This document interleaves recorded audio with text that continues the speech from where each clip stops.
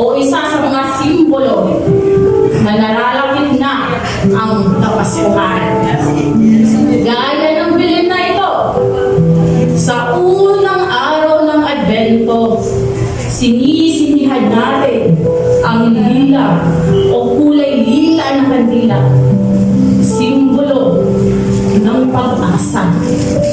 Pag-asa na nalalapit na dumating ang Meseya. Sa pangalawang linggo ng Advento, umaasa tayo na magkakaroon ng kapayapaan sa ating bansa. Hindi lang sa bansa, kundi sa ating mga puso. Sa mga pangatlong linggo ng Advento, binugunita natin ang kagalakan ng ating puso. At ang pang-apat na linggo ng Advento ay sinisimulo ang pagmamahalan. Pagmamahalan, hindi lang sa pamilya, kundi sa mga tao na kapaligid sa atin. Bakit nga ba tila tumatangis ikaw? Anong nangyari sa inyo?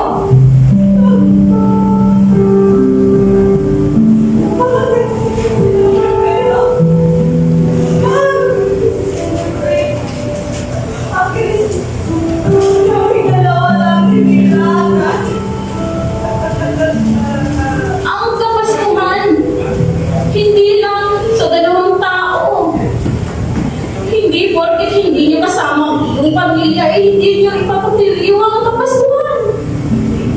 Alam mo ba, ang sentro ng Kapaskuhan ay si Jesucristo. Siya ang sentro ng Kapaskuhan. Hindi sa regalo matatanggap natin tuwing Pasko. Hindi sa mga kulay na palamuti, kundi si Jesucristo, ang batang Jesus. Kumusta ka na, Ine? Pinilit ko siya nakakalakad simula mong nagawa ko si nanay. Kaawaan sana kayo ng Diyos. Salamat ko na. Nasaan na yung pamilya? Sino po? Ang iyong pamilya.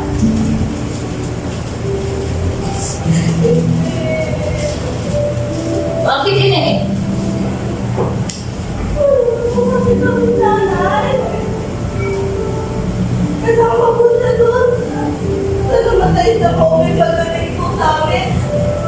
Nakakagala ko na lang po. Tapos nakakuha ko na lang po nung ibinigay ko sa Huwag kayong mag-alala. Hindi niyo man ako kapamilya, hindi niyo man ako kadugo. Pero pwede niyo akong tawagin na lola. Simula ngayon, magiging isang pamilya tayo.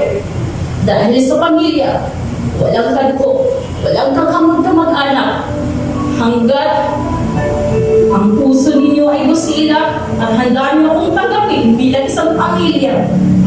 Kakaisa tayo at salubungin natin ang Kapaskuhan na may galak at tuwa.